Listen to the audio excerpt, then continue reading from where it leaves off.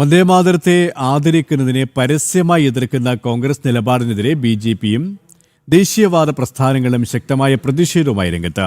1937 മുസ്ലിം ലീഗിന്റെ തീവ്ര നിലപാടുകൾക്ക് മുന്നിൽ കീഴടങ്ങി കോൺഗ്രസ് എടുത്ത തീരുമാനങ്ങളാണ് പിൽക്കാലത്ത് രാജ്യത്തിന്റെ വിഭജനത്തിന് കാരണമായതെന്നും ബിജെപി ഓർമ്മിപ്പിക്കുന്നു.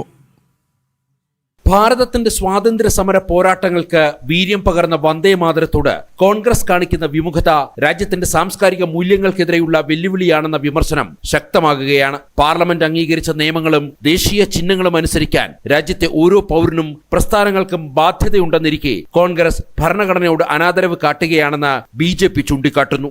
भारत संविधान के अनुसार संसद देश का सर्वोच्च संस्थान है और संसद से पारित कोई भी कानून हर व्यक्ति के लिए बाध्यकारी है.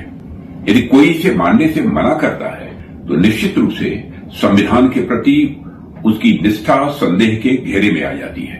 1937 മുസ്ലിം ലീഗിന്റെ തീവ്ര നിലപാടുകൾക്ക് മുന്നിൽ കീഴടങ്ങി കോൺഗ്രസ് എടുത്ത തീരുമാനങ്ങളാണ് പിൽക്കാലത്ത് രാജ്യത്തിന്റെ വിഭജനത്തിൽ കലാശിച്ചതെന്നാണ് ചരിത്രകാരന്മാരെയും ദേശീയ നേതാക്കളെയും ഉദ്ധരിച്ച് ഭരണപക്ഷം വ്യക്തമാക്കുന്നത്.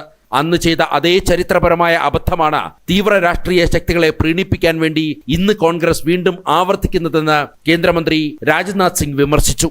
कांग्रेस 1937 के जिस प्रस्ताव की बात करती है वह कांग्रेस ने मुस्लिम लीग की कट्टरपंथी मांगों के आगे नतमस्तक होकर पारित किया था और उसका खामियाजा भविष्य में देश को विभाजन के रूप में झेलना पड़ा था. कट्टरपंथी तत्वों के आगे समझौता करना हमेशा देश के लिए घातक सिद्ध हुआ है और आज कांग्रेस जब कट्टरपंथी तत्वों के आगे उसी प्रकार समर्पण कर रही है, यह देश के भविष्य के लिए मैं मानता हूं एक गंभीर खतरे का संकेत है.